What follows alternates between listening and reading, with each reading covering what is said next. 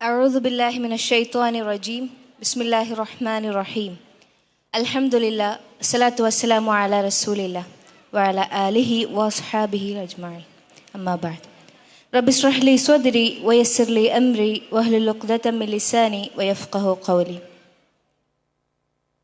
വേദിയിലിരിക്കുന്ന GIO former president scholar Afeeda Ahammed, എൻ്റെ പ്രിയ കൂട്ടുകാരെ, അസ്സലാമു അലൈക്കും വറഹ്മത്തുള്ള. ഖുർആൻ ദ കാറ്റലോഗ് എന്നതാണ് ഇപ്പോൾ നമ്മുടെ വിഷയം. വിശുദ്ധ ഖുർആൻ നമുക്കറിയാം, അള്ളാഹു സുബ്ഹാനഹു വ തആലയുടെ കലാം എന്ന് പറയുന്ന അള്ളാഹു സുബ്ഹാനഹു വ തആല മുഹമ്മദ് നബി സല്ലല്ലാഹു അലൈഹി വസല്ലമയ്ക്ക് ഇറക്കിക്കൊടുത്ത വിശുദ്ധ ഗ്രന്ഥമാണ്, മുസ്ലിം ഉമ്മത്തിൻ്റെ ഗ്രന്ഥമാണ് വിശുദ്ധ ഖുർആൻ. റബ്ബ് സുബ്ഹാനഹു വ തആല തന്നെ ഖുർആനിൽ തന്നെ പറഞ്ഞിട്ടുണ്ട്, നാമാണ് ഇതിനെ ഇറക്കിയിരിക്കുന്നത്, നാം തന്നെ ഇതിനെ സംരക്ഷിക്കുകയും ചെയ്യും. നമുക്കറിയാം, 1400 വർഷങ്ങൾക്കിപ്പുറവും ഒരു കോട്ടവും സംഭവിക്കാതെ അത് നിലനിൽക്കുന്നുണ്ടെങ്കിൽ അത് റബ്ബ് സുബ്ഹാനഹു വ തആലയുടെ ആ ഒരു പ്രൊട്ടക്ഷൻ കൊണ്ട് തന്നെയാണ്. അൽഹംദുലില്ലാ. അപ്പോൾ പലപ്പോഴും നമ്മുടെ ജീവിതത്തിൽ നമ്മൾ കേവലം പാരായണ ഗ്രന്ഥങ്ങളായിട്ടോ അല്ലെങ്കിൽ റമളാനിൽ പൊഴുതടിയെടുക്കുന്ന ഒരു പാരായണ വസ്തുവായിട്ടോ ഒക്കെ പല ഇടങ്ങളിലും പൊതിഞ്ഞു വെച്ചിട്ടുള്ള ഒരു സംഗതിയായിട്ടൊക്കെ വിശുദ്ധ ഖുർആൻ നമുക്ക് കാണാം. അതിനപ്പുറം ഇന്നിൻ്റെ കാലഘട്ടത്തിൽ കുറേ കൂടി വിശുദ്ധ ഖുർആനെ ചർച്ച ചെയ്യപ്പെടുകയും അതുപോലെ വിശുദ്ധ ഖുർആനെ ജീവിതത്തിൽ പകർത്തിക്കൊണ്ട് മുന്നോട്ട് വരുന്ന ഇതുപോലെ പല പരിപാടികളും മറ്റുമൊക്കെയും വീക്ഷിക്കുന്നവരും അതിന് പഠിക്കാൻ വേണ്ടി ഒരുപാട് കൂട്ടങ്ങളുമായിട്ടൊക്കെ നമ്മൾ വിശുദ്ധ ഖുർആനെ ഇന്നത്തെ ഈ ഒരു അവസ്ഥയിൽ ചർച്ച ചെയ്യപ്പെടുന്നത് കാണാറുണ്ട്. ഈ ഒരു അവസ്ഥയിൽ എനിക്ക് എൻ്റെ ഒരു സുഹൃത്ത്, ഈ ഗസ ഫലസ്തീൻ ഈ ഒരു വിഷയത്തിൻ്റെ ഇടയിൽ എൻ്റെ ഒരു ഫ്രണ്ട് ചോദിച്ചൊരു ചോദ്യം എനിക്ക് ഓർമ്മയിൽ വരികയാണ്.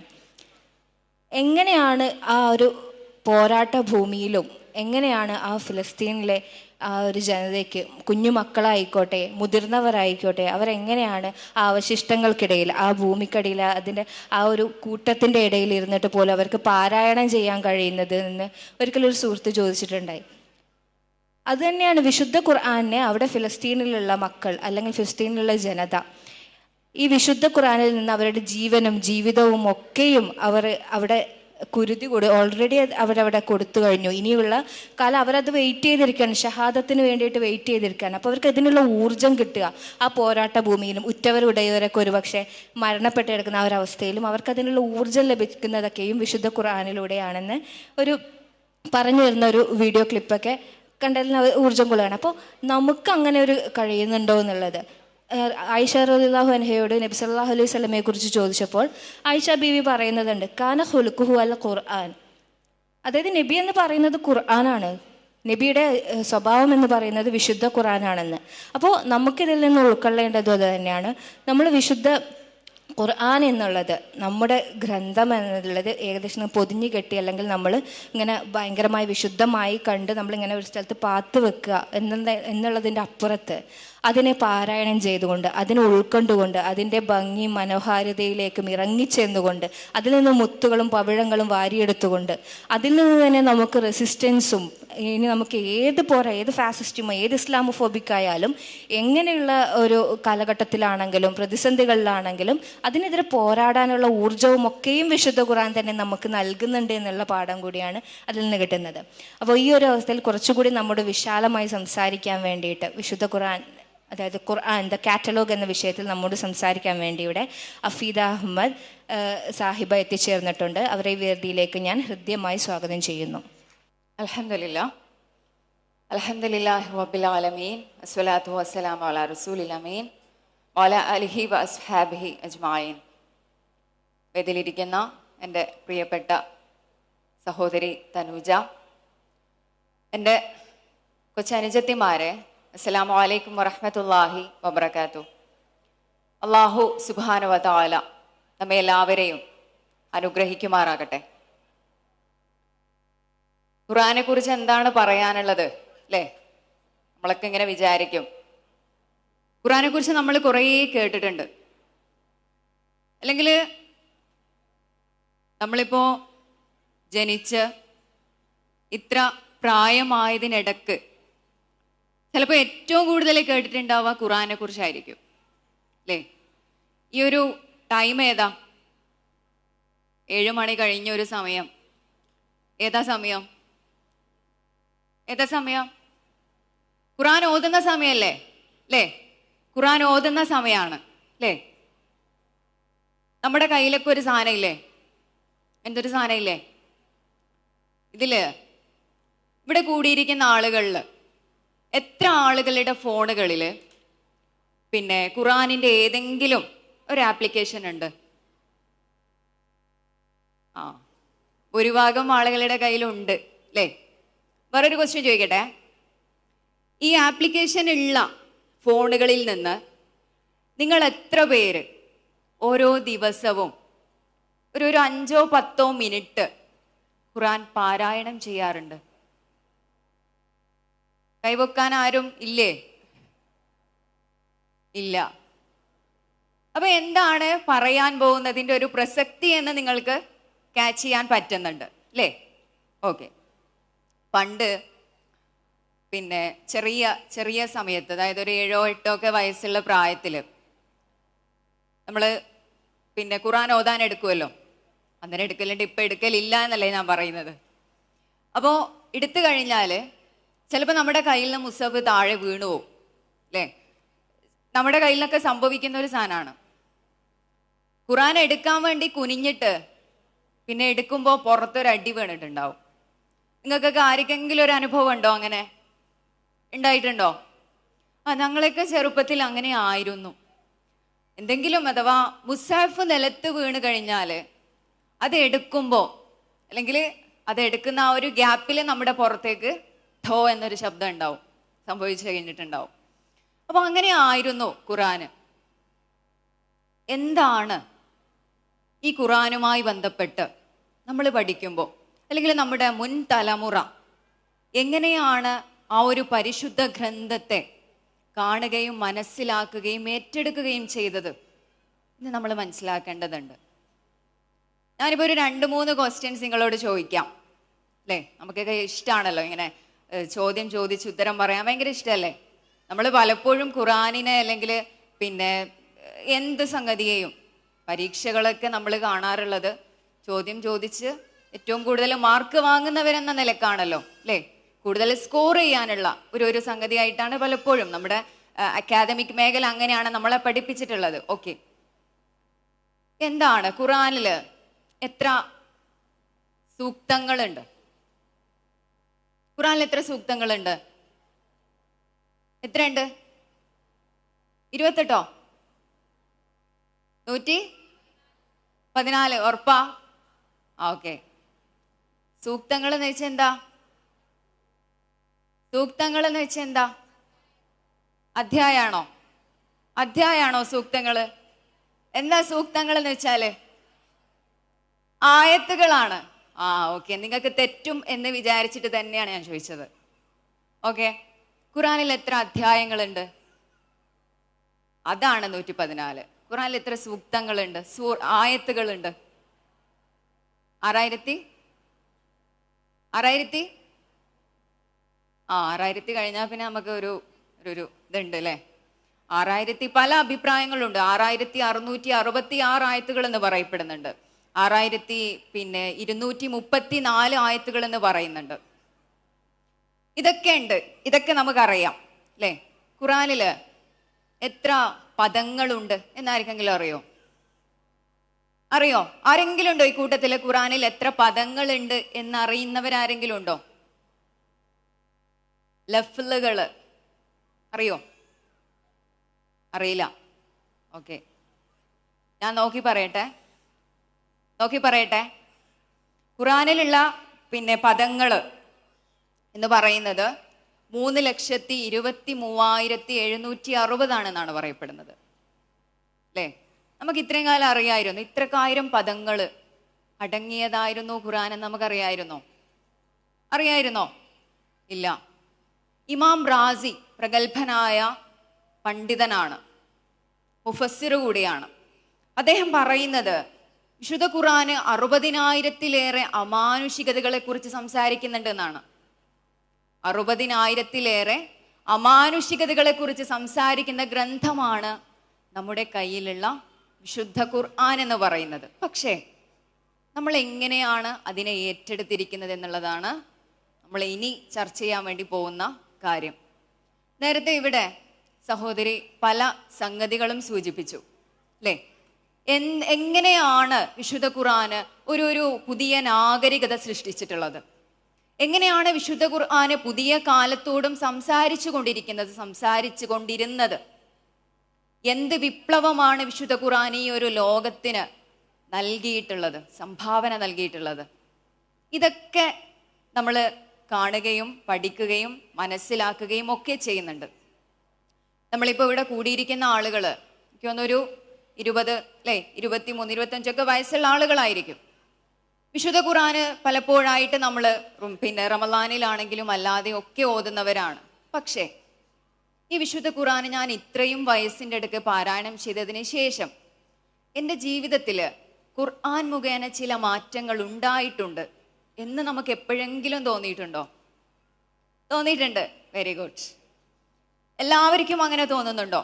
വിശുദ്ധ ഖുർആന് ഞാൻ ഇത്രയും കാലം പാരായണം ചെയ്തു, എൻ്റെ ജീവിതത്തിൽ, എൻ്റെ പെരുമാറ്റത്തിൽ, അല്ലെങ്കിൽ എൻ്റെ ഇടപെടലുകളിൽ, എൻ്റെ ബന്ധങ്ങളിൽ, എന്തുമാവട്ടെ എവിടെയോ ചില മാറ്റങ്ങൾ, പുതിയ മാറ്റങ്ങൾ, നല്ല മാറ്റങ്ങൾ സംഭവിച്ചിട്ടുണ്ട് എന്ന് നമുക്ക് തോന്നുന്നുണ്ടോ? ഉണ്ടെങ്കിൽ അൽഹംദുലില്ല എന്ന് നമുക്ക് പറയാം. ഇല്ല എങ്കിൽ എന്ത് ചെയ്യണം? ഇല്ലെങ്കിൽ എന്താ ചെയ്യേണ്ടത്? നമ്മൾ എന്തോ ഒന്ന് ചെയ്യണം അല്ലേ? എന്താ ചെയ്യാ? വീണ്ടും വായിച്ചാൽ മാത്രം മതിയോ? ഓക്കെ, അതിലേക്കാണ് പോകുന്നത് അല്ലേ? അപ്പോ ഖുർആൻ, വിശുദ്ധ ഖുർആനെ സംബന്ധിച്ച് നമ്മൾ പഠിക്കുമ്പോൾ എന്താണ് ഖുർആൻ എന്നുള്ളതിനെ കുറിച്ച് നമ്മൾ ആദ്യം മനസ്സിലാക്കണം. ഖുർആനെ കുറിച്ച് പറയുന്നത്, ഖുർആനിന്റെ ഒരു വാക്കർത്ഥമായിട്ട് പറയുന്നത് വായിക്കുന്നത് അല്ലെങ്കിൽ വായിക്കപ്പെടേണ്ടത് എന്നുള്ളതാണ്. വായിക്കുന്നതും അതുപോലെ തന്നെ വായിക്കപ്പെടേണ്ടതുമായിട്ടുള്ള ഒന്നാണ് വിശുദ്ധ ഖുർആൻ. ഇല്ല, നമുക്ക് തർക്കമില്ലല്ലോ അല്ലേ? ഇഖ്റ എന്ന പദത്തിന്റെ അർത്ഥം നമുക്കറിയാവുന്നതാണ്. ഞാൻ ചോദിക്കട്ടെ, ഇഖ്റ, നീ വായിക്കുക എന്ന് പ്രവാചകനോട് പറഞ്ഞ അല്ലാഹു സുബ്ഹാനഹു വ തആല 23 വർഷക്കാലം കൊണ്ട് ആ ഇഖ്റ എന്ന പിന്നെ പദത്തിന്റെ അല്ലെങ്കിൽ ഇഖ്റ എന്ന ആ ഒരു കൽപ്പനയുടെ ഫലമായിട്ട് തിരിച്ചു കൊടുക്കുന്നത് എന്താണ് 23 വർഷത്തിന് ശേഷം എന്താണ് മക്കയിൽ സംഭവിക്കുന്നത്? എന്താ സംഭവിക്കുന്നത്? എന്തോ സംഭവിക്കുന്നില്ലേ? എന്താ വരുന്നത്? മക്കയും മദീനയും അടങ്ങുന്ന ഒരു സാമ്രാജ്യം വരികയാണ് അല്ലേ? പുതിയൊരു പുലരി അവിടെ വിരിയുകയാണ്. അതാണ് ഇഖ്റയിലൂടെ സംഭവിക്കേണ്ടത്. അപ്പോ ഇഖ്റ എന്ന പദത്തിന്റെ അർത്ഥം പറഞ്ഞു. ഇനി വിശുദ്ധ ഖുർആൻ തന്നെ വിശുദ്ധ ഖുർആനിനെ പല രീതിയിൽ പരിചയപ്പെടുത്തുന്നുണ്ട്. നിങ്ങൾ ഫസ്റ്റ് അൽ ബഖറ പിന്നെ പാരായണം ചെയ്യുമ്പോൾ നമുക്ക് കാണാം, ആദ്യത്തെ 2-3 ആയത്തുകളിൽ കുറേ കാര്യങ്ങൾ പറയുന്നുണ്ടല്ലോ. അതിൽ പറയുന്ന ഒരു ആയത്തിൽ ഒരു ഭാഗമുണ്ട്. എന്താണ്? ദാലികൽ കിതാബു ലാ റൈബ ഫീഹി ഹുദൻ ലിൽ മുത്തഖീൻ. അതെന്താണ്? അത് മുത്തഖീങ്ങൾക്ക് സന്മാർഗമാണ്. വിശുദ്ധ ഖുർആന് തന്നെ പറയുന്ന, അതിനെക്കുറിച്ച് തന്നെ പരിചയപ്പെടുത്തുന്ന മറ്റൊരു പേരാണ് ഹുദ അല്ലെങ്കിൽ സന്മാർഗം എന്ന് പറയുന്നുണ്ട്. മറ്റൊരായത്തിൽ പറയുന്നത് വഹുദൻ വറഹ്മതൻ ലിഖൗമി യുഅ്മിനൂൻ. സത്യവിശ്വാസികളായ സമൂഹത്തിന് അത് റഹ്മത്തും സന്മാർഗവുമാണ് എന്നുള്ളതാണ്, സന്മാർഗ ദർശനവുമാണ് എന്നുള്ളതാണ്. പല പേരുകളിലും വിശുദ്ധ ഖുർആൻ അതിനെ പരിചയപ്പെടുത്തുന്നുണ്ട്. മറ്റൊന്ന്, വിശുദ്ധ ഖുർആൻ പറയുന്ന മറ്റൊരു പ്രയോഗം വശിഫാഉൻ ലിമാ ഫിസ് സുദൂർ. അത് നമ്മുടെ മനസ്സുകൾക്ക് ശിഫയാണ്, ശമനമാണ് എന്ന് പറയുന്നുണ്ട്. നമുക്കറിയാം, പുതിയ കാലത്ത് വലിയ രീതിയിലുള്ള മാനസികമായ വലിയ രീതിയിലുള്ള പ്രശ്നങ്ങൾ, പ്രയാസങ്ങളും ഒക്കെ നേരിട്ടുകൊണ്ടിരിക്കുന്ന ഒരു സാഹചര്യമാണിത്. ഏറ്റവും ചെറിയ കാര്യത്തിന് പോലും ആത്മഹത്യകളിൽ അഭയം പ്രാപിക്കുന്ന ഒരു കാഴ്ച നമ്മുടെ ലോകത്ത് നമ്മൾ കണ്ടുകൊണ്ടിരിക്കുന്നുണ്ട്. പ്രത്യേകിച്ച് കഴിഞ്ഞ കുറച്ച് ദിവസങ്ങൾക്ക് മുന്നേ നമ്മൾ അങ്ങനെയുള്ള കുറേ വാർത്തകൾ കേട്ടിട്ടുണ്ട്. അല്ലേ? അങ്ങനെ പിന്നെ എന്തെങ്കിലും ചെറിയ വിഷയങ്ങൾ, അത് ചെറുതോ വലുതോ അവരെ സംബന്ധിച്ചിടത്തോളം ആയിരിക്കുമെങ്കിൽ കൂടി എന്താവുന്നു, എല്ലാ പ്രതീക്ഷയും നഷ്ടപ്പെട്ടുകൊണ്ട് അവർ ആത്മഹത്യകളിലേക്ക് അഭയം പ്രാപിച്ചുകൊണ്ടിരിക്കുന്നു. എന്തുകൊണ്ടാണ്? അതിൻ്റെ പ്രധാനപ്പെട്ട കാരണം വിശുദ്ധ ഖുർആനെ സംബന്ധിച്ചുള്ള കൃത്യമായ ധാരണയില്ലായ്മയാണ് എന്നുള്ളതാണ്. അലാ ബിദിക്രില്ലാഹി തത്മഇന്നുൽ ഖുലൂബ് എന്ന് അല്ലാഹു സുബ്ഹാനഹു തആല നൽകുന്ന ഉറപ്പിനോളം ശക്തമുള്ള ഒരു ഉറപ്പും നമുക്ക് ആരും തരൂല. തരുവോ? എടോ നിന്റെ കൂടെ ഞാനുണ്ട് എന്ന് പറയുന്ന ഒരു ഉറപ്പ്, അത് നമ്മെ സൃഷ്ടിച്ച അല്ലാഹു സുബ്ഹാനഹു തആല നമുക്ക് നൽകുന്നുണ്ടെങ്കിൽ ആ ഉറപ്പിനേക്കാൾ വലിയ ഒരു ഉറപ്പും ആരും തരൂല നമുക്ക്. അലാ ബിദിക്രില്ലാഹി തത്മഇന്നുൽ ഖുലൂബ് എന്നാ പറയുന്നത്. നിങ്ങൾ എന്ത് ചെയ്യാം? അള്ളാഹുവിനെ കുറിച്ച് നിങ്ങൾ ഓർമ്മിക്കുക, അള്ളാഹുവിനെ നിങ്ങൾ സ്മരിക്കുക. അങ്ങനെയാണെങ്കിൽ തീർച്ചയായിട്ടും അല്ലാഹു സുബ്ഹാനഹു തആല നിങ്ങളുടെ കൂടെയുണ്ട് എന്ന ഒരു ഉറപ്പാണ്. മൂന്നാമതായിട്ട് അൽ ഖുർആൻ ഹുദൻ ലിന്നാസി വബയ്യിനാതി മിനൽ ഹുദാ വൽ ഫുർഖാൻ. ഫുർഖാൻ എന്ന ഒരു പേര്, നമ്മൾ ബദർ യുദ്ധവുമായി ബന്ധപ്പെട്ട ആ ഫുർഖാൻ എന്ന പേരിനെ കുറിച്ച് പലർക്കും അറിയാമായിരിക്കും, അല്ലേ? എന്താ ഈ ഫുർഖാൻ?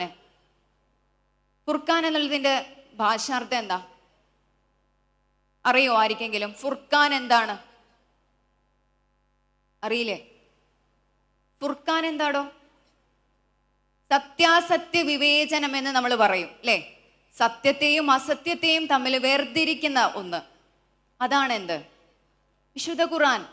വിശുദ്ധ ഖുർആന് സത്യാസത്യങ്ങളെ പരസ്പരം വേർതിരിക്കുന്ന ഒന്നാണ്. അഥവാ നന്മയിലേക്ക് മനുഷ്യനെ നയിക്കുന്ന, സന്മാർഗത്തിലേക്ക് മനുഷ്യനെ നയിക്കുന്ന, തെറ്റിനെ കുറിച്ചും ശരികേടുകളെ കുറിച്ചും നന്മയെക്കുറിച്ചും ഒക്കെ വളരെ കൃത്യമായിട്ട് സംസാരിക്കുന്നതാണ് വിശുദ്ധ ഖുർആൻ എന്നാണ് പറയുന്നത്. മറ്റൊന്ന് ദിക്റാണ്. നേരത്തെ പറഞ്ഞ അതേ അർത്ഥത്തിൽ തന്നെ നമുക്ക് ഉപയോഗിക്കാം. ദിക്റാണ്, അതൊരു സ്മരണയാണ്, അള്ളാഹുവിനെ കുറിച്ചുള്ള സ്മരണയാണ്, അല്ലേ? അള്ളാഹുവിനെ കുറിച്ചുള്ള സ്മരണയാണ് വിശുദ്ധ ഖുർആൻ.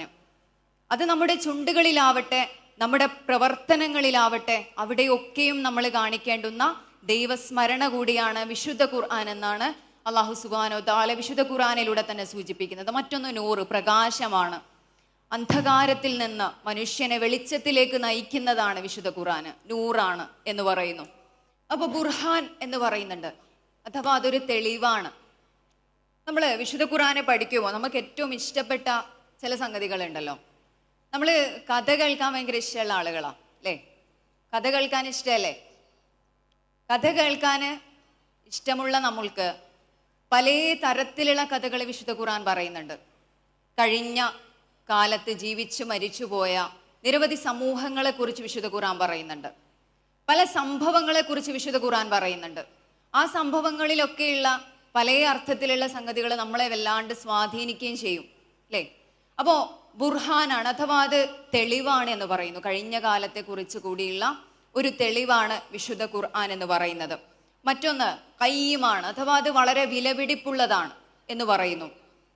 ഏറ്റവും അവസാനം മുഹൈമിൻ, അഥവാ ഗാർഡിയൻ ആണ്, നമ്മെ നയിക്കുന്ന ഒന്നാണ് വിശുദ്ധ ഖുർആൻ എന്ന് വിശുദ്ധ ഖുർആൻ തന്നെ പറയാണ്. ഈ പറഞ്ഞതൊക്കെയും വിശുദ്ധ ഖുർആനിനെ കുറിച്ച് തന്നെ സൂചിപ്പിച്ച ചില സംഗതികളാണ്. ഓക്കെ, ഇനി നമുക്ക് അടുത്ത ഖുർആനിന്റെ ദൗത്യം എന്തായിരുന്നു എന്ന് നമുക്കൊന്ന് പരിശോധിച്ച് നോക്കാം. ഖുർആൻ അങ്ങനെ എന്തോ ഒരു ദൗത്യം നടത്തിയതായിട്ട് നമുക്ക് തോന്നുന്നുണ്ടോ? തോന്നുന്നുണ്ട്. എന്ത് ദൗത്യ ഖുർആൻ നടത്തിയിട്ടുള്ളത്? എന്ത് ദൗത്യ ഖുർആൻ നടത്തിയത്? നടത്തിയിട്ടുണ്ടോ? ഇപ്പൊ നേരത്തെ ഇവിടെ തനുജ പറഞ്ഞു, ഗസയെ കുറിച്ച് സംസാരിച്ചു, അല്ലേ? നിങ്ങള് ഐ റീഡ് ഖുർആൻ എന്ന പേരില് ഒരു ക്യാമ്പയിൻ നടക്കുന്നുണ്ട് പാശ്ചാത്യൻ ലോകത്ത്. അവിടെ നിരവധി ആളുകൾ, പ്രത്യേകിച്ച് സ്ത്രീ സമൂഹത്തിൽ നിന്ന് നിരവധി ആളുകൾ ഇസ്ലാം സ്വീകരിച്ചുകൊണ്ട് മുന്നോട്ട് വരുന്നുണ്ട്.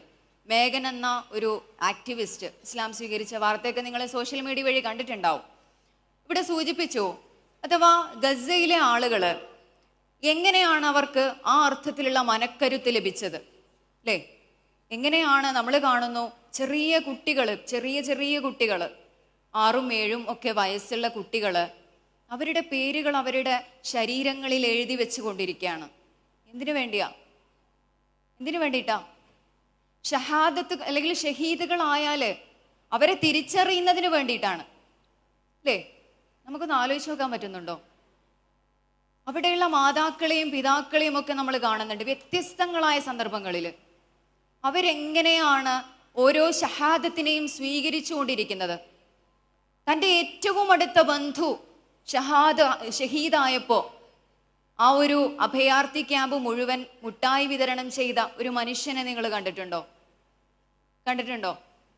ഇങ്ങനെ എത്ര സന്ദർഭങ്ങൾ നമ്മൾ ഗസയെ കുറിച്ച് പരിശോധിക്കുമ്പോൾ കാണാൻ കഴിയുന്നു. ഇതെങ്ങനെയാണ് സംഭവിക്കുന്നത്? ഈ ഒരു ചോദ്യത്തിന്റെ ഉത്തരമാണ് ഞാൻ നേരത്തെ പറഞ്ഞ ആ ഒരു ആക്ടിവിസ്റ്റ് മേഘനെ പോലെയുള്ള നിരവധി ആളുകൾ ഇസ്ലാമിലേക്ക് കടന്നു വരുന്നതിനുള്ള ഒരു കാരണം. ഐ റീഡ് ഖുർആൻ എന്ന പേരിൽ, അഥവാ അവർ കണ്ടെത്തുന്നു ഖുർആൻ ആണ്. ഈ അർത്ഥത്തിലുള്ള ഒരു ധൈര്യം അവർക്ക് പകർന്നു നൽകുന്നത് വിശുദ്ധ ഖുർആൻ ആണ് എന്ന് തിരിച്ചറിയുന്നതോടുകൂടി അവരും ഖുർആൻ വായിക്കാൻ സന്നദ്ധമാവുകയാണ്. ഇതിലെന്തോ ഒരു അത്ഭുതമുണ്ട് എന്ന് അവരെ തിരിച്ചറിയുകയാണ്. അങ്ങനെയാണ് ഈ അർത്ഥത്തിലുള്ള മാറ്റത്തിലേക്ക്, അല്ലെങ്കിൽ ഈ അർത്ഥത്തിലുള്ള തിരിച്ചറിവുകളിലേക്ക് അവർ കടന്നു വരുന്നത്. ഖുർആൻ എന്താണ് ഈ ലോകത്ത് നടത്തിയിട്ടുള്ള ദൗത്യം എന്ന് പറയുമ്പോൾ പുതിയ കാലത്തെ സംബന്ധിച്ചിടത്തോളം നമുക്ക് ഏറ്റവും കൂടുതൽ അല്ലെങ്കിൽ നമ്മുടെ മുന്നിലുള്ള ഏറ്റവും പ്രധാനപ്പെട്ട ഒരു ഉദാഹരണമായിട്ട് നമുക്ക് ഗസയെ നിരീക്ഷിക്കാൻ കഴിയും. പ്രവാചകൻ സ്വല്ലല്ലാഹു അലൈഹി വസല്ലമയെ കുറിച്ച് നമ്മളൊന്ന് പരിശോധിച്ചു കഴിഞ്ഞാൽ ഖുർആൻ എന്താണ്? പ്രവാചകനെ കുറിച്ച് ഖുർആൻ പറയുന്നുണ്ട്, ലഖദ് കാന ലക്കും ഫീ റസൂലില്ലാഹി ഉസ്വത്തുൻ ഹസന. അർത്ഥം അറിയോ ആർക്കെങ്കിലും? അറിയോ? സിമ്പിൾ ആയിട്ടല്ലേ? അർത്ഥം അറിയില്ല. ലഖദ് കാന ലക്കും ഫീ റസൂലില്ലാഹി ഉസ്വത്തുൻ ഹസന. തീർച്ചയായിട്ടും പ്രവാചകനിൽ, അള്ളാഹുവിന്റെ റസൂലിൽ നിങ്ങൾക്ക് ഉത്തമമായ മാതൃകയുണ്ടെന്ന് പറയാണ്. ഇതും ഖുർആന്റെ ദൗത്യവും തമ്മിൽ എന്തെങ്കിലും കണക്ഷൻ ഉണ്ടോ? ഉണ്ട്. എന്താ കണക്ഷൻ? ആ പ്രവാചകനാണ് വിശുദ്ധ ഖുർആനിന്റെ ദൗത്യത്തെ ഈ സമൂഹത്തിന് മുന്നിൽ പരിചയപ്പെടുത്തിയത്, അല്ലേ? ആ പ്രവാചകനാണ് ലോകത്താകമാനമുള്ള മനുഷ്യ സമൂഹത്തിന് വിശുദ്ധ ഖുർആൻ എന്താണ് സംസാരിച്ചു കൊണ്ടിരിക്കുന്നത് എന്നുള്ളതിൻ്റെ ഒരു ആപ്ലിക്കേഷൻ നമുക്ക് മുന്നിൽ അവതരിപ്പിച്ചതാരാ? അത് പ്രവാചകനാണ്. ആ പ്രവാചകനെയാണ് നമ്മൾ മാതൃകയാക്കേണ്ടത് എന്നുള്ളത് വിശുദ്ധ ഖുർആൻ തന്നെ നമ്മളോട് സംസാരിക്കുകയാണ്, അല്ലേ? അതിനു മുന്നേ ഞാൻ പറയട്ടെ, വിശുദ്ധ ഖുർആന് മനുഷ്യ സമൂഹത്തിന്റെ ഏറ്റവും പ്രധാനപ്പെട്ട ഉത്തരവാദിത്തമായിട്ടൊരു സംഗതി പറയുന്നുണ്ട്. കുൻതും ഹൈറ ഉമ്മത്തുൻ ഉഖ്രിജത് ലിന്നാസ് ലിതഅ്മുറൂന ബിൽ മഅറൂഫി വതൻഹൗന അനിൽ മുൻകർ. അത് തന്നെയാണ് പ്രവാചകന് നമുക്ക് കാണിച്ചു തന്നത്, അല്ലേ? നിങ്ങളൊരു ഉത്തമ സമൂഹമാണ്, നിങ്ങളൊരു ഉത്തമ സമുദായമാണ്. നിങ്ങൾ എന്തിനു വേണ്ടിയാണ് കൊണ്ടുവരപ്പെട്ടിട്ടുള്ളത്? നിങ്ങൾക്കറിയുമോ നിങ്ങളൊരു ഉത്തമ സമുദായമാണ് എന്ന്? നിങ്ങൾക്കറിയുമോ നിങ്ങളൊരു നേതൃസമൂഹമാണ് എന്ന്? നമ്മളിപ്പോൾ ഇവിടെ കൂടിയിരിക്കുന്ന കുറേ ആളുകളുണ്ട്. നിങ്ങളോട് പറയാണ് വിശുദ്ധ ഖുർആന്, നിങ്ങൾ ഓരോരുത്തരും ഈ സമൂഹത്തിന്റെ നേതാക്കളാണ്. നമുക്ക് ആ ബോധ്യമുണ്ടോ? അല്ലേ? കുൻതും ഹൈറു ഉമ്മത്തുൻ ഉഖ്രിജത് ലിന്നാസ്. ജനങ്ങൾക്ക് വേണ്ടിയിട്ടാ, നമ്മൾക്ക് വേണ്ടി മാത്രമല്ല, ജനങ്ങൾക്ക് വേണ്ടിയുള്ളവരാണ് നമ്മൾ. എന്നിട്ട് പറയുന്നു, നിങ്ങളുടെ ഉത്തരവാദിത്തം എന്താണ്? നിങ്ങൾ ചെയ്യേണ്ടത് നന്മ സ്ഥാപിക്കലും തിന്മ തടയലുമാണ്, തിന്മയെ ഇല്ലാതാക്കലുമാണ്. ഇതാണ് നിങ്ങളുടെ ഡ്യൂട്ടി. പക്ഷെ നമ്മൾ എങ്ങനെയാണ് മുന്നോട്ട് പോകുന്നത്? വിശുദ്ധ ഖുർആൻ അടിവരയിട്ട് പറയുന്ന, മനുഷ്യ സമൂഹവുമായി ബന്ധപ്പെട്ട് സംസാരിക്കുന്ന വിശുദ്ധ ഖുർആന് വിശ്വാസി സമൂഹത്തോട് നടത്തുന്ന ഏറ്റവും പ്രധാനപ്പെട്ട ഒരു ഉത്ബോധനമാണിത്. നിങ്ങൾ നന്മ കൽപ്പിക്കലും തിന്മ വിരോധിക്കലുമാണ് നിങ്ങളുടെ പണി. നമ്മൾക്ക് പലപ്പോഴും അതിനെക്കുറിച്ചൊരു ബോധമുണ്ടാവുന്നില്ല. പ്രവാചകൻ നടത്തിയ പരിശ്രമങ്ങൾ അങ്ങനെയായിരുന്നു, അല്ലേ? പ്രവാചകൻ അങ്ങനെയല്ലേ ചെയ്തത്? നന്മ സമൂഹത്തിൽ സ്ഥാപിച്ചു, തിന്മയ്ക്കെതിരെ പോരാട്ടം നടത്തിയ പ്രവാചകൻ.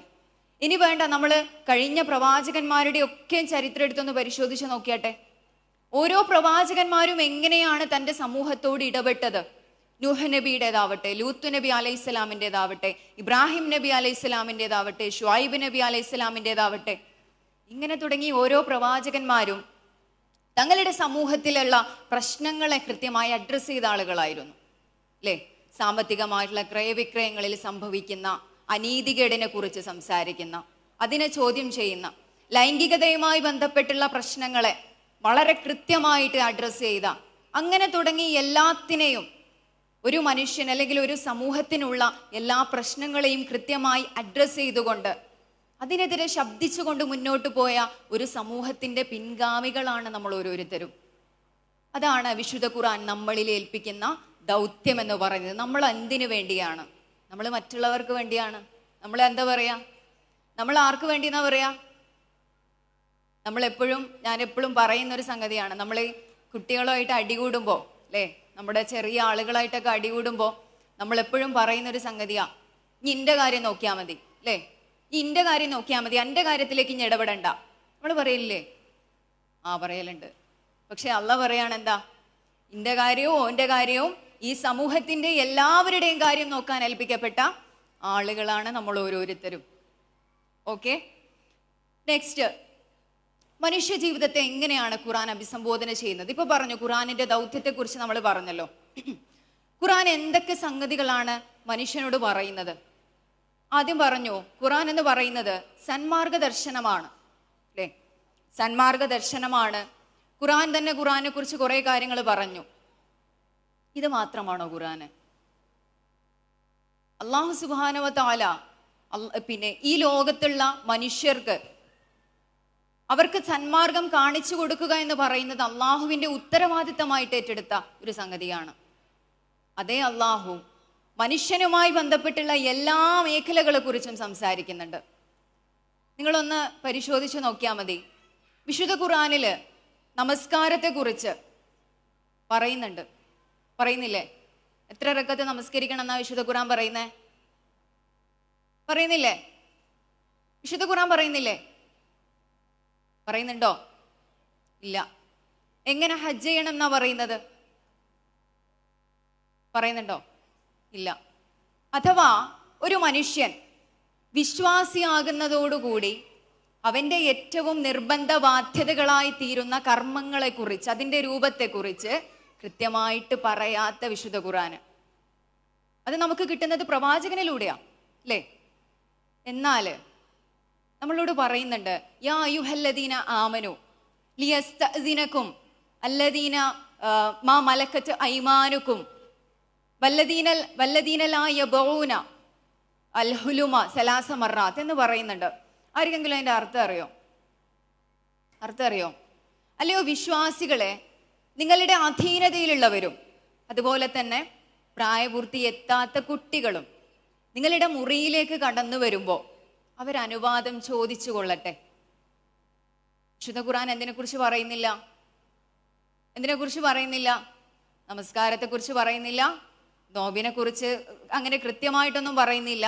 പക്ഷേ വിശുദ്ധ ഖുർആൻ പറയാണെന്ത്?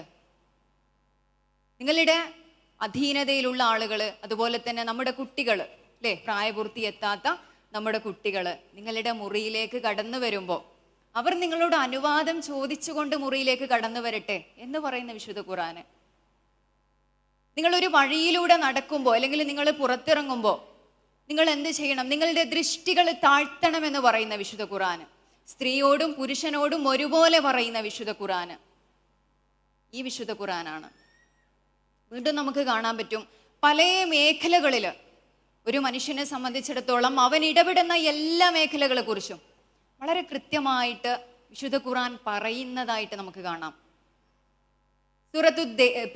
ആയത്തുദ്ദൈനിനെ കുറിച്ച് നിങ്ങൾ കേട്ടിട്ടുണ്ടോ? എന്താ ഈ ആയത്തുദ്ദൈന്? എന്താ? കടത്തെ കുറിച്ചുള്ള ആയത്താണ്. അതിന് വേറെന്തോ ഒരു പ്രത്യേകത ഇല്ലേ? ഖുർആനിലെ ഏറ്റവും വലിയ ആയത്താണ്. ഖുർആനിലെ ഏറ്റവും വലിയ ആയത്ത് എന്തിനെ കുറിച്ചാ? കടത്തിനെ കുറിച്ചാ അല്ലേ? ഖുർആനിലെ ഏറ്റവും വലിയ ആയത്ത് മറ്റൊന്നിനെ കുറിച്ചുമല്ല, കടത്തിനെ കുറിച്ചാണ്. സാമ്പത്തികമായിട്ടുള്ള ക്രയവിക്രയത്തെ കുറിച്ചാ. എന്തൊരു അത്ഭുതമാണിത് അല്ലേ? ഇങ്ങനെ തുടങ്ങിയിട്ട് നമ്മളൊന്ന് ആലോചിച്ച് നോക്കുക. എല്ലാ സംഗതികളിലും ഇപ്പൊ പറഞ്ഞതുപോലെ വ്യക്തിയുമായി ബന്ധപ്പെട്ട്, കുടുംബവുമായി ബന്ധപ്പെട്ട്, സമൂഹവുമായി ബന്ധപ്പെട്ട്, സാമൂഹികമായിട്ടുള്ള എല്ലാ ഇടപാടുകളുമായി ബന്ധപ്പെട്ടും വിശുദ്ധ ഖുർആൻ സംസാരിക്കുന്നുണ്ട് എന്ന് വിശുദ്ധ ഖുർആനിനെ കുറിച്ച് നമ്മൾ കൂടുതൽ പഠിക്കുമ്പോൾ നമുക്ക് മനസ്സിലാക്കാൻ കഴിയുന്ന സംഗതിയാണ്. നമ്മളിപ്പോൾ ഇവിടെ കൂടിയിരിക്കുന്നു അല്ലേ? ഈ കൂടിയിരുത്തത്തെ സാധ്യമാക്കിയതാരാ? എന്താ? വിശുദ്ധ ഖുർആനല്ലേ അല്ലേ? ഞാൻ അതിലേക്ക് കൂടുതൽ പോകുന്നില്ല. ഓക്കെ, പിന്നെ കുടുംബ ബന്ധങ്ങളെ കുറിച്ച് നമുക്കറിയാം. വത്തഖുല്ലാഹല്ലദീ തസാഅലൂന ബിഹി വൽ അർഹാം, ഏറ്റവും പ്രധാനത്തോടെ അല്ലെങ്കിൽ അള്ളാഹുവിലേക്ക് ചേർത്ത് വെച്ചുകൊണ്ട് അള്ളാഹുവിൻ്റെ പിന്നെ അർഹാമ്, നമ്മൾ അറബി ഭാഷ അറിയുന്നവർക്ക് അറിയായിരിക്കും. ഈ റഹ്മ് എന്നൊക്കെ പറഞ്ഞാൽ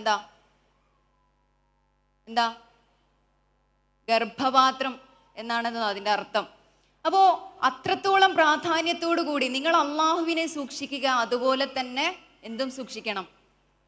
നിങ്ങളോട് ചോദിക്കപ്പെടുന്ന കുടുംബത്തെക്കുറിച്ച് അല്ലെങ്കിൽ കുടുംബ ബന്ധങ്ങളെ കുറിച്ച് കൂടി നിങ്ങൾ എന്ത് ചെയ്യുക, സൂക്ഷിക്കുക എന്ന് പറയുന്ന വിശുദ്ധ ഖുർആന്.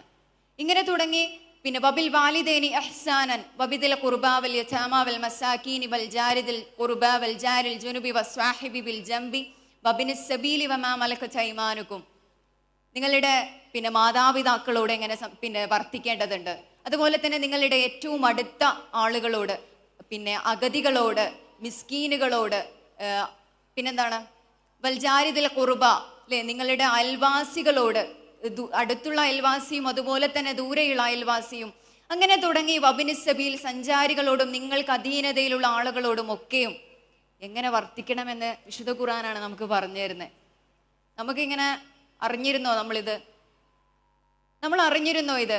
സംസാരിക്കാൻ പോലും പഠിപ്പിക്കുന്ന വിശുദ്ധ ഖുർആന്. നിങ്ങൾ അറിയാം, നിങ്ങൾക്കൊരു ആയത്ത് വൈബാദുർ റഹ്മാൻ, വൈബാദുർ റഹ്മാൻ എന്ന ആ ഒരു ആയത്ത് തുടങ്ങുന്നത് തന്നെ അങ്ങനെയാണ്. വൈബാദുർ റഹ്മാൻ അല്ലദീന യംശൂന അലൽ അർളി ഹൗന എന്ന് പറഞ്ഞിട്ട് തുടങ്ങുന്ന ഒരു ആയത്തുണ്ട് അല്ലേ? എങ്ങനെയാണ് അള്ളാഹുവിന്റെ അടിമകള്, അവരെങ്ങനെയാണ് ആവേണ്ടത് എന്ന് പറയുന്നുണ്ട്. അവര് സംസാരം എങ്ങനെയാണെന്ന് പറയുന്നുണ്ട്. പിന്നെ ഇപ്പൊ പറഞ്ഞതുപോലെ മാതാപിതാക്കളോട് എങ്ങനെ സംസാരിക്കണം എന്ന് കൂടി പറയുന്നുണ്ടല്ലോ അല്ലേ? വലാ തഖുല്ലഹുമാ ഉഫിൻ, നീ അവരോട് എന്ന് പോലും പറയരുത്. പക്ഷെ നമ്മൾ എന്താ ചെയ്യാ? നമ്മളെങ്ങനെയാ സംസാരിക്കല്? നമ്മൾ നമ്മുടെ ഉപ്പമാരോടും ഉമ്മമാരോടും എങ്ങനെയാ സംസാരിക്കല്? നമ്മൾ ഏറ്റവും കൂടുതൽ ചൂടാവുന്നത് ആരോടാ? ഉമ്മാനോടാ അല്ലേ? ഉപ്പാനോട് ചൂടാകുന്ന ആരെങ്കിലും ഉണ്ടോ ഇതിൽ? ഉമ്മാനേക്കാളും കൂടുതൽ ഉപ്പാനോട് ചൂടാകുന്ന സ്വാഭാവികമാണ്. എന്താ? ഉമ്മയാണ് എല്ലാം അല്ലേ? നമ്മുടെ പ്രഷറെല്ലാം നമ്മൾ ആരുടെ തലയിലാണ് കൊണ്ടുപോയിട്ടിടാം? സ്കൂളിലത്തെ പ്രശ്നങ്ങൾ, ക്യാമ്പസിലെ പ്രശ്നങ്ങൾ, അല്ലെങ്കിൽ മറ്റെന്തെങ്കിലും അടിപിടികളൊക്കെ നമ്മൾ കൊണ്ടുപോയിടുന്ന ഒരാളാരാ? ഉമ്മയാ. പക്ഷെ എന്താ പറയുന്നത്? നിങ്ങളുടെ ഉമ്മമാരോട് അല്ലെങ്കിൽ നിങ്ങൾ മാതാപിതാക്കളോട് സംസാരിക്കുമ്പോൾ നിങ്ങൾ എന്ന് പോലും പറയരുത്. നിങ്ങളൊന്ന് ആലോചിച്ച് നോക്കണം. നമ്മൾ എത്ര ചേകൾ പറഞ്ഞു കഴിഞ്ഞിട്ടുണ്ടാവൂലേ? നമ്മൾ ശ്രദ്ധിക്കണം. നമ്മൾ ശ്രദ്ധിക്കേണ്ടതുണ്ട്. അതിൻ്റെ പരിണിതി എന്താണ് എന്ന് തന്നെ വിശുദ്ധ ഖുർആൻ പല സന്ദർഭങ്ങളിൽ പറയുന്നുണ്ട്. നമ്മൾ മാതാപിതാക്കളുടെ ബന്ധങ്ങളിൽ അല്ലെങ്കിൽ അവരോടുള്ള ഇടപെടലുകളിൽ നമ്മൾ സൂക്ഷിക്കേണ്ടുന്ന ആ ഒരു പിന്നെ സൂക്ഷ്മത എത്രത്തോളം ഉണ്ടാകേണ്ടതുണ്ട് എന്ന് വിശുദ്ധ ഖുർആൻ വളരെ കൃത്യമായിട്ട് പറയുന്നുണ്ട്. അതുപോലെ പലതും, പിന്നെ യതീമുകളോട്, മിസ്കീനുകളോട് എന്ന് തുടങ്ങി എല്ലാവരോടും നമ്മൾ ആ അർത്ഥത്തിൽ വർത്തിക്കണം. അറഅയ്തല്ലദീ യുകദ്ദിബു ബിദ്ദീൻ ഫദാലികല്ലദീ യദഉൽ യതീം വലാ യഹുല്ലു അലാ തുആമിൽ മിസ്കീൻ. വളരെ ചെറിയ സൂറത്താ. എന്താ അതിൽ പറയുന്നത്? യതീമുകളോടും അഗതികളോടും നമ്മൾ എങ്ങനെ വർത്തിക്കണം എന്നാ പറയുന്നത്. എന്നിട്ട് പറയുന്നത് എന്താ? ഫവൈലുലിൽ മുസ്വലിൻ, നിങ്ങൾ നിസ്കരിച്ചിട്ടൊന്നും കാര്യമില്ലടോ. എന്താ? നിങ്ങൾ അവരോട് നല്ല രീതിയിൽ വർത്തിച്ചിട്ടില്ലെങ്കിൽ നിങ്ങൾ നിസ്കരിച്ചിട്ടൊന്നും കാര്യമില്ല എന്നാ പഠിച്ചോൻ പറയുന്നത് അല്ലേ? ആ ഒരു വിശുദ്ധ ഖുർആന്. ഇനി ഇഹപര ജീവിത വിജയത്തിന് ഖുർആനിനെ നമ്മൾ എങ്ങനെ സമീപിക്കണം? ഇതാണ് നമ്മളെ സംബന്ധിച്ചിടത്തോളം ഏറ്റവും പ്രധാനപ്പെട്ട പോയിന്റ്. നമ്മൾ എങ്ങനെയാണ് വിശുദ്ധ ഖുർആനിനെ സമീപിക്കേണ്ടത്? നമ്മൾ എങ്ങനെയാണ് ഇത്രയും കാലം സമീപിച്ചത് എന്നുള്ളൊരു ബോധം നമുക്കിപ്പോൾ ഉണ്ടല്ലോ ഇല്ലേ? നമ്മൾ എങ്ങനെയാണ് വിശുദ്ധ ഖുർആനിനെ സമീപിച്ചത് എന്നുള്ള ബോധം നമുക്ക് ഫസ്റ്റ് വന്നിട്ടുണ്ട്. കുറേ പ്രായമായി, ഇത്രയും പ്രായത്തിനിടയ്ക്ക് നമ്മൾക്ക് എന്ത് മാറ്റം വിശുദ്ധ ഖുർആൻ നൽകി എന്ന ഒരു തിരിച്ചറിവ് നമുക്ക് ഉണ്ടായിട്ടുണ്ടെങ്കിൽ നമ്മൾ എന്തോ ചിലത് ചെയ്യാനുണ്ട് എന്ന ഒരു തിരിച്ചറിവ് കൂടി നമ്മൾ നേടണം. നമ്മൾ എങ്ങനെ വിശുദ്ധ ഖുർആനിനെ നമ്മുടെ ജീവിതത്തിൻ്റെ മാറ്റത്തിന്, നല്ല മാറ്റത്തിന് ഉപയോഗിക്കുവാൻ കഴിയുന്ന രീതിയിൽ എങ്ങനെ നമ്മളതിനെ യൂസ് ചെയ്യണം? അതാണ് അടുത്തതായിട്ട് പറയുന്നത്. നമുക്കറിയാം വിശുദ്ധ ഖുർആന് 3 ബന്ധങ്ങളെ കുറിച്ച് പറയുന്നുണ്ട്. അത് തന്നെയാണ് വിശുദ്ധ ഖുർആൻ. വിശുദ്ധ ഖുർആനിൻ്റെ ഏറ്റവും പിന്നെ സാരാംശം അല്ലെങ്കിൽ അത് പറയുന്ന ഏറ്റവും പ്രധാനപ്പെട്ട അതിൻ്റെ അഭിസംബോധിതര് അല്ലെങ്കിൽ ആ അഭിസംബോധിതരോട് എന്ത് പറയുന്നു എന്നുള്ളതൊക്കെ അടങ്ങിയിട്ടുള്ളതാണിത്. ദൈവവും മനുഷ്യനും ആയിട്ടുള്ള ബന്ധത്തെക്കുറിച്ചാണ് വിശുദ്ധ ഖുർആൻ പ്രധാനമായിട്ടും പറയുന്നത്. ദൈവവും മനുഷ്യനും തമ്മിലുള്ള ബന്ധം എങ്ങനെയാകണം, അതുപോലെ തന്നെ മനുഷ്യനും തമ്മിലുള്ള ബന്ധം, മനുഷ്യനും ഇതര ജീവികളോടുമുള്ള ബന്ധം, അഥവാ മനുഷ്യനും പരിസ്ഥിതിയും തമ്മിലുള്ള ബന്ധം. ഈ 3 ബന്ധങ്ങൾ ഉൾക്കൊള്ളുന്നതാണ് വിശുദ്ധ ഖുർആൻ എന്ന് പറയുന്നത്. ഈ വിശുദ്ധ ഖുർആനില് ഈ 3 ബന്ധങ്ങൾ അടിസ്ഥാനപ്പെടുത്തിയിട്ടുള്ള കാര്യങ്ങൾ തന്നെയാണ് മൊത്തത്തിൽ നിർവഹിച്ചിട്ടുള്ളത്, അല്ലേ? സംസാരിക്കുന്നത് ഇപ്പൊ നേരത്തെ പറഞ്ഞ കാര്യങ്ങളൊക്കെ എന്താ ഇതിന്റെ ഭാഗമാണ്. വിശുദ്ധ ഖുർആന് പറയുന്ന സംഗതികളൊക്കെയും നേരത്തെ പറഞ്ഞ കാര്യങ്ങളൊക്കെയും ഈ പറഞ്ഞ 3 ബന്ധങ്ങളുടെയും ഭാഗമാണ്. മനുഷ്യനും തമ്മിലുള്ള ബന്ധം, മനുഷ്യനും പരിസ്ഥിതിയും തമ്മിലുള്ള ബന്ധം, മനുഷ്യനും ദൈവവും തമ്മിലുള്ള ബന്ധം. ഈ 3 ബന്ധവും നമ്മൾ എങ്ങനെയാണ് ചെയ്യുന്നത്, എങ്ങനെയാണത് നിർവഹിക്കുന്നത്? ഈ പറഞ്ഞ ആദ്യത്തെ ബന്ധം, മനുഷ്യനും തമ്മിലുള്ള ബന്ധം, മനുഷ്യനും ദൈവവും തമ്മിലുള്ള ബന്ധം, മനുഷ്യനും ദൈവവും തമ്മിലുള്ള ബന്ധം നല്ല നിലയിലാണെങ്കിൽ അതിന് താഴെയുള്ള 2 ബന്ധങ്ങളും സ്മൂത്തായിട്ട് മുന്നോട്ട് പോകും, അല്ലേ? അള്ളാഹുവും മനുഷ്യനും പടച്ചവനും തമ്മിലുള്ള ബന്ധം നല്ലതാണെങ്കിൽ എന്താ, എല്ലാം വളരെ സ്മൂത്തായിട്ട് പോകുന്ന പറയും. നമ്മളിപ്പോ രാവിലെ ചൂടായി കഴിഞ്ഞാൽ, അല്ലേ, എന്തെങ്കിലും ഒരു സംഗതിക്ക് നമ്മൾ ചൂടാവുമല്ലോ. ചൂടായി കഴിഞ്ഞാൽ അന്നത്തെ ദിവസം മൊത്തം പ്രഷറായിരിക്കൂലേ? എന്തിനും. നമ്മൾ ഒരു വീഡിയോ കണ്ടിട്ടുണ്ട് ഞാൻ, ഒരു കുട്ടിയോട് അവൻ്റെ പിതാവ് വളരെ എന്തോ ചെറിയ തെറ്റിന് മോശമായിട്ട് പെരുമാറുകയാണ്. അപ്പൊ ആ കുട്ടി അവൻ്റെ അനിയനോട് അതേ പ്രഷറിൽ അവനോട് ഇടപെടുന്നു. ആ അനിയന് തൻ്റെ കൂടെ കളിക്കുന്ന ചെറിയ ഡോളിനോട്, കളിപ്പാട്ടങ്ങളോട് ആ അർത്ഥത്തിലുള്ള ദേഷ്യം തീർക്കുകയാണ്. ഇത് കേവലം ഒരു ഉദാഹരണം മാത്രം. ഇങ്ങനെ തന്നെയാണ് നമ്മൾ പലപ്പോഴും നമുക്ക് നെഗറ്റീവായ എന്തോ ഒന്ന് കിട്ടുമ്പോഴേക്ക് ആ നെഗറ്റീവ് തന്നെയാണ് നമ്മുടെ സമൂഹത്തിൽ മൊത്തം നമ്മൾ പ്രസരിപ്പിക്കാം. പോസിറ്റീവായ എനർജി കിട്ടുമ്പോഴോ ആ പോസിറ്റീവായ എനർജിയെ നമ്മൾ നമ്മുടെ സമൂഹത്തിൽ മൊത്തം പ്രചരിപ്പിക്കാൻ ശ്രമിക്കും. അവിടെയാണ് ഞാൻ പറഞ്ഞത്, മനുഷ്യനും ദൈവവും തമ്മിലുള്ള ബന്ധം നന്നാക്കുകയാണെങ്കിൽ മനുഷ്യനും തമ്മിലുള്ള ബന്ധവും മനുഷ്യനും പരിസ്ഥിതിയും അഥവാ ഇതര സഹജീവികളോടുള്ള ബന്ധവും വളരെ നല്ലതായി തീരും എന്നുള്ളത് നമുക്ക് മനസ്സിലാക്കാം. ഇനി എന്ത് നമ്മൾ ചെയ്യണം? നിരന്തര ബന്ധമുണ്ടാക്കുക. നമ്മൾ വിശുദ്ധ ഖുർആനിനു വേണ്ടി ഒരു സമയം കണ്ടെത്തണം.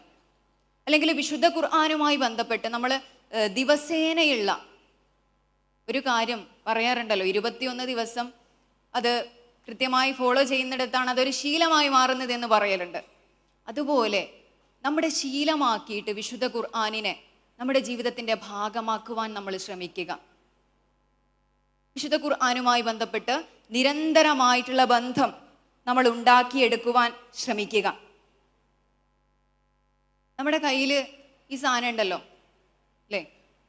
നമ്മളൊരു ദിവസം അല്ലെങ്കിൽ നമുക്കൊരു എന്താ പറയാ, ഒരു അരമണിക്കൂറൊന്നും വേണ്ട, ഒരു കാമണിക്കൂർ നമ്മുടെ കയ്യിൽ ഇതില്ലെങ്കിൽ എന്താ സംഭവിക്കുക?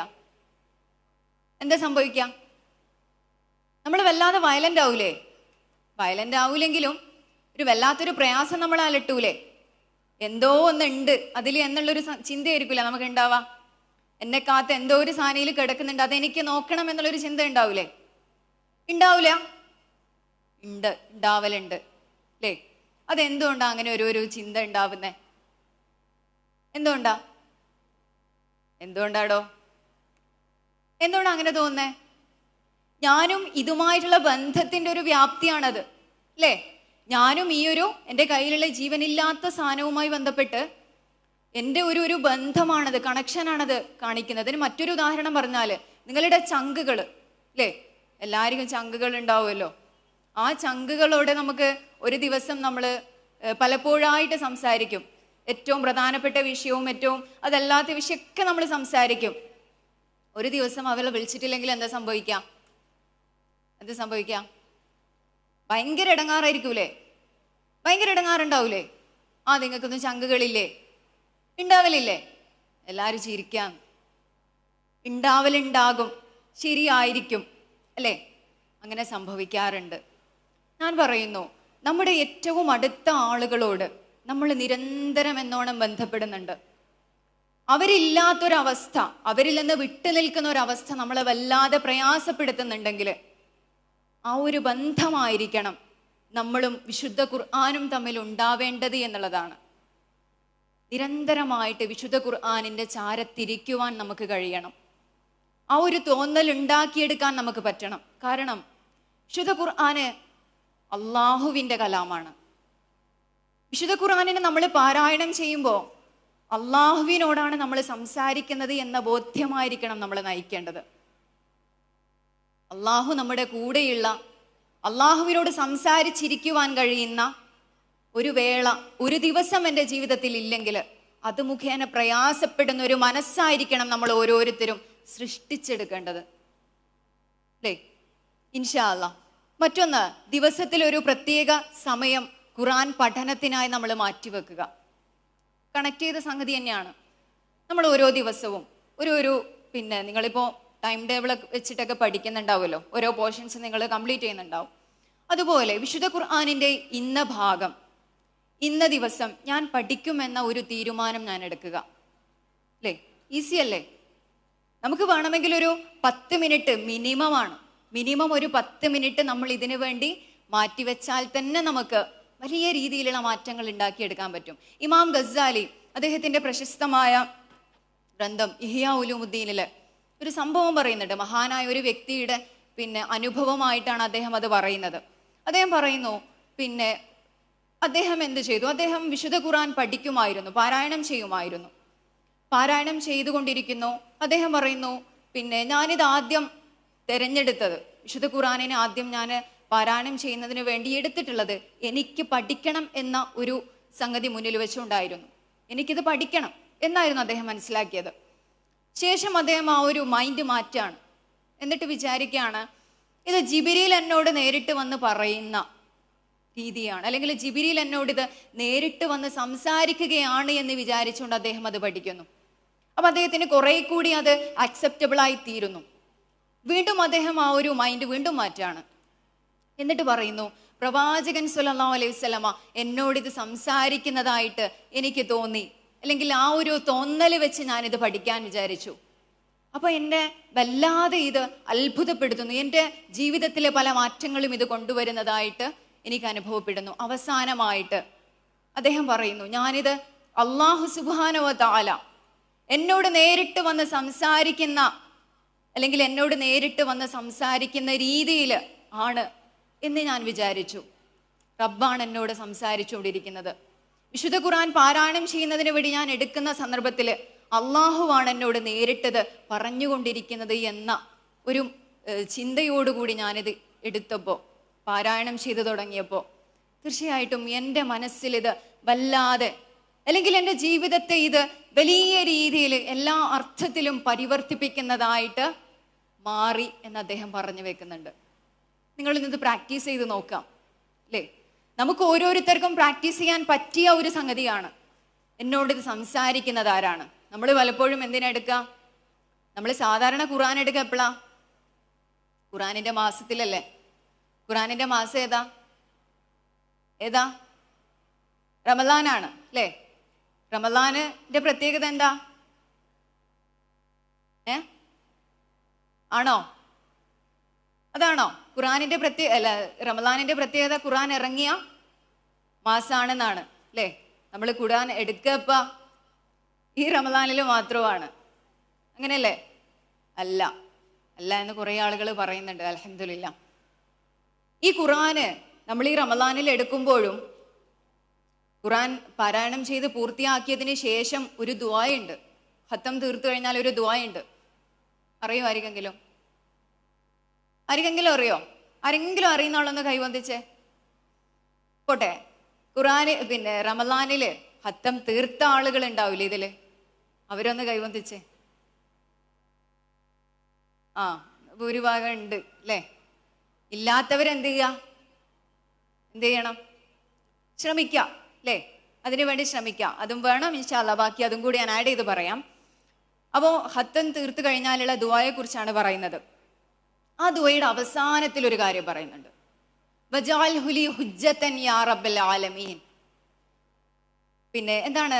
റബ്ബേ, ലോകരക്ഷിതാവായ നാഥ, ഇതിനെ നീ എനിക്ക് ഹുജ്ജത്തായിട്ട് മാറ്റണമേ. എന്താ ഈ ഹുജ്ജത്ത്? എന്താ? ഹുജ്ജത്ത് അറിയില്ല? അറിയില്ല. ശുപാർശ എന്ന് പറയും, അല്ലെങ്കിൽ സാക്ഷി എന്നൊക്കെ നമുക്ക് ഉപയോഗിക്കാം. ഹുജ്ജത്ത്, സാക്ഷി എന്ന് പറയാം. വിശുദ്ധ ഖുർആനിനെ നമ്മൾ ഹത്തം തീർത്ത് കഴിഞ്ഞാൽ പ്രാർത്ഥിക്കുന്ന പ്രാർത്ഥനയിൽ പറയാണ്, അള്ളാഹുവേ നീ ഇതിനെനിക്ക് സാക്ഷിയാക്കി തരണേ എന്ന് പറയാണ്. നമ്മൾ കേവലം റമദാനിൽ മാത്രം എടുത്ത് പാരായണം ചെയ്ത് കൂട്ടിവെച്ച് എന്നിട്ട് പഠിച്ചവനോട് ഒരു പ്രാർത്ഥനയും കൂടി നടത്തി എനിക്കിത് എൻ്റെ എന്താക്കി തരണം, സാക്ഷിയാക്കി തരണം എന്ന് പറഞ്ഞാൽ പഠിച്ചവൻ അത് സാക്ഷിയാക്കി തരുമോ? തരൂല. അതിനിടയിൽ ചിലത് നടക്കേണ്ടതുണ്ട്, അല്ലേ? അതിനിടയിൽ ചില നടക്കേണ്ടതുണ്ട്. അതാണ് പറയുന്നത്, പാരായണത്തോടൊപ്പം അതിനെ അനുധാവനം ചെയ്യുക. എന്താ ഈ അനുധാവനം എന്ന് വെച്ചാൽ? എന്താ അനുധാവനം? എന്താ അനുധാവനം എന്ന് വെച്ചാൽ എന്താ? പറയടോ. എന്താണ്? പ്രാക്ടീസ് ചെയ്യുക, അല്ലേ? അതിനെ നമ്മൾ പിന്തുടരുക എന്നുള്ളതാണ്, അതിനെ ഫോളോ ചെയ്യുക. അപ്പോൾ ആ അർത്ഥത്തിലുള്ള പഠനവും ആ അർത്ഥത്തിലുള്ള ഏറ്റെടുക്കലുമാണ് വിശുദ്ധ ഖുർആൻ മുഖേന നമ്മിൽ സംഭവിക്കേണ്ടത്. നിങ്ങൾ പല ചരിത്രങ്ങളും കേട്ടിട്ടുണ്ടാകും. സ്വഹാബിമാരുടെ ചരിത്രം തന്നെ നമ്മൾ എടുത്ത് പരിശോധിച്ച് നോക്കിയാൽ പറയപ്പെടുന്നുണ്ട്, സ്വഹാബിമാര് 10 ആയത്തുകൾ എടുക്കുമായിരുന്നു. ആ 10 ആയത്തുകൾ എടുത്തതിന് ശേഷം ആ 10 ആയത്തിനെയും തൻ്റെ ജീവിതത്തിൽ പ്രാക്ടീസ് ചെയ്തതിന് ശേഷം മാത്രമേ അവരടുത്ത ആയത്തിലേക്ക് പോയിരുന്നുള്ളൂ. നമുക്ക് പഠിക്കാൻ ഭയങ്കര ഈസി അല്ലേ? ഹിഫ്ള് ചെയ്യാൻ ഭയങ്കര ഈസി അല്ലേ? ഞാൻ നേരത്തെ പറഞ്ഞ ആയത്തെല്ലാം, അല്ലേ? എന്താണ്? വബിൽ വാലിദൈനി ഇഹ്സാന വബിദിൽ ഖുർബ എന്നൊക്കെ പറഞ്ഞിട്ടുള്ള നല്ല ആയത്തുകൾ നമ്മൾ പഠിച്ചു വെച്ചിട്ടുണ്ടാകും. അതേ നമ്മളാണ് എന്താ പറഞ്ഞേ, ഉമ്മാനോട് ചൂടാകുന്നത്, അല്ലേ? അല്ലെങ്കിൽ നമ്മുടെ ഫ്രണ്ട്സിനോട്, നമ്മുടെ അയൽക്കാരോട് ഒക്കെ നമ്മൾ പലപ്പോഴും ആ അർത്ഥത്തിലുള്ള ഇടപെടലുകൾ സംഭവിച്ചിട്ടുണ്ടാകും. അപ്പോൾ എന്താണ് നടക്കേണ്ടത്? ഉമർ അല്ലാഹുവിനെ കുറിച്ച് പറയുന്നുണ്ട്. ഉമർ അല്ലാഹു അൻഹു സൂറത്തുൽ ബഖറ പഠിക്കുവാൻ വേണ്ടി വർഷങ്ങൾ എടുത്തിരുന്നു. പഠിക്കാൻ പ്രയാസമുള്ളത് കൊണ്ടായിരിക്കോ? ഹിഫ്ളാക്കാൻ പ്രയാസമുള്ളത് കൊണ്ടായിരിക്കോ? അല്ല, മറിച്ച് അത് തൻ്റെ ജീവിതത്തിലേക്ക് ഫോളോ ചെയ്ത് കൊണ്ടുവരുന്നതിന് വേണ്ടിയിട്ടുള്ള ഒരു ടൈമായിരുന്നു ആ വർഷങ്ങൾ എന്ന് പറയുന്നത്. അല്ലാതെ മറ്റൊന്നും കൊണ്ടല്ല, അല്ലേ? അങ്ങനെ സമൂഹത്തിൽ അത്ഭുതങ്ങൾ സൃഷ്ടിക്കുവാൻ കഴിയുന്ന രീതിയിൽ വിശുദ്ധ ഖുർആനിനെ നമുക്ക് മാറ്റുവാൻ കഴിയണം. എല്ലാവരും ചോദിക്കുന്ന ഒരു ചോദ്യമുണ്ട്, പ്രവാചകൻ സ്വല്ലല്ലാഹു അലൈഹി വസല്ലമക്ക് ഇറങ്ങിയ ഖുർആന് അന്നത്തെ കാലഘട്ടത്തിലെ മുസ്ലിം സമൂഹത്തിലേക്ക് എന്തൊക്കെ മാറ്റങ്ങൾ കൊണ്ടുവന്നു? അതാ നമ്മൾ പലപ്പോഴും പറയാറുള്ളത് പോലെ ഒട്ടകത്തിന്റെ മൂക്കുകയറ് മാത്രം പിടിച്ച് ശീലിച്ച ഒരു സമൂഹത്തെ പിന്നീട് ലോകത്തിന്റെ നേതാക്കളാക്കി മാറ്റുന്ന വിശുദ്ധ ഖുർആനിനെ നമ്മൾ കാണുന്നു. പക്ഷേ എന്തുകൊണ്ടാണ് പിൽക്കാലത്ത് ആ അർത്ഥത്തിലുള്ള മാറ്റങ്ങൾ ഉണ്ടായിത്തീരാത്തത് എന്നുള്ളതിൻ്റെ ഏറ്റവും പ്രധാനപ്പെട്ട ഉത്തരമാണ് ഇവിടെ കൊടുത്തിട്ടുള്ളത്. നമ്മളത് അനുധാവനം ചെയ്യാൻ തയ്യാറാവുന്നില്ല. അത് അനുധാവനം ചെയ്യുന്നിടത്ത് വലിയ വലിയ വിപ്ലവങ്ങൾ നമുക്ക് മുന്നിൽ സൃഷ്ടിക്കുവാൻ കഴിയുമെന്നാണ് പറയുന്നത്. അതാണ് ഗസയിൽ സംഭവിച്ചുകൊണ്ടിരിക്കുന്നത്. ആ അർത്ഥത്തിലുള്ള മാറ്റങ്ങൾ നമ്മുടെ ജീവിതത്തിൽ കൊണ്ടുവരാൻ നമ്മൾ ശ്രമിക്കുക. അങ്ങനെ ശ്രമിക്കുമ്പോൾ തീർച്ചയായിട്ടും ഈ ഖുർആൻ മുഖേന നമ്മുടെ വ്യക്തി ജീവിതത്തിൽ, നമ്മുടെ കുടുംബത്തിൽ, നമ്മുടെ സമൂഹത്തിൽ, എന്തു വേണ്ട നമ്മുടെ രാജ്യത്തും നമ്മുടെ ലോകത്തുമൊക്കെ പുതിയ പുതിയ വിപ്ലവങ്ങൾ, അത്ഭുതങ്ങൾ സൃഷ്ടിക്കുവാൻ നമുക്ക് കഴിയും. ഇൻഷാ അല്ലാഹ്. അല്ലാഹു സുബ്ഹാനഹു വ തആല അതിന് നമുക്ക് തൗഫീഖ് നൽകി അനുഗ്രഹിക്കുമാറാകട്ടെ. ഞാൻ അവസാനിപ്പിക്കുകയാണ്. വാഹിർ ദഅവാനാ അൽഹംദുലില്ലാഹി റബ്ബിൽ ആലമീൻ. അസ്സലാമു അലൈക്കും വറഹ്മത്തുള്ളാഹി.